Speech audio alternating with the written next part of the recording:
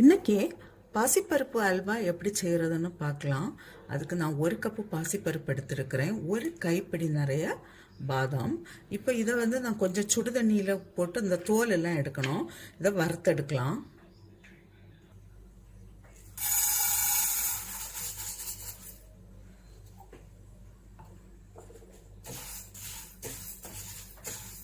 இது மிதமான சூட்டில் தான் வறுத்தெடுக்கணும். நல்ல கொஞ்சம் ப்ரௌன் கலர் போல் வரட்டும்.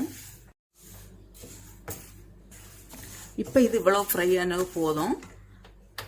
இது நீ ஆறின பிறகு நமக்கு இதை வாஷ் பண்ணிட்டு வேக வச்சு எடுக்கலாம். இப்போ இதில் தேவையான அளவு தண்ணி விட்டு இதை வேக வச்சு எடுக்கிறேன். இப்போ இந்த பாதாமை அரைச்சி எடுக்கலாம்.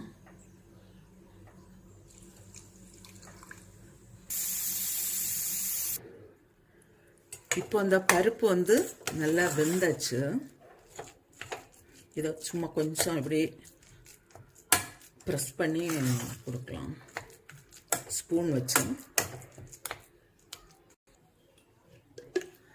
இப்போ ஒரு கடாய் வச்சு கொஞ்சமாக கீ விடுறேன்.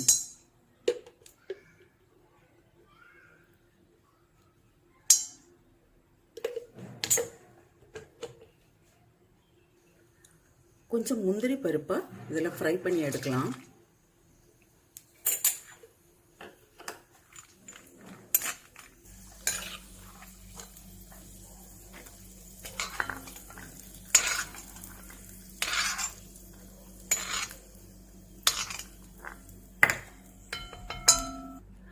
இப்போ இந்த நெய்யில் 1 டேபிள் ஸ்பூன் ரவை போடுறேன்.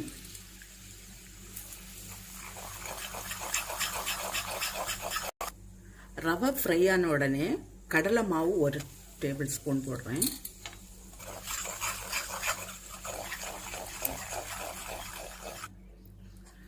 இப்போ இதில் வேக வச்ச பாசிப்பருப்பு போடலாம்.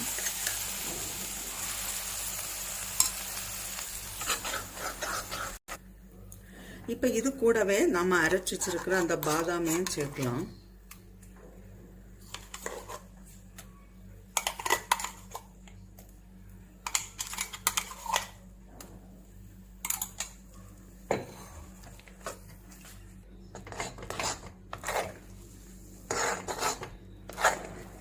இப்போ இந்த ஸ்டேஜில் நான் சுகர் சேர்க்குறேன். இது ப்ரௌன் சுகர்.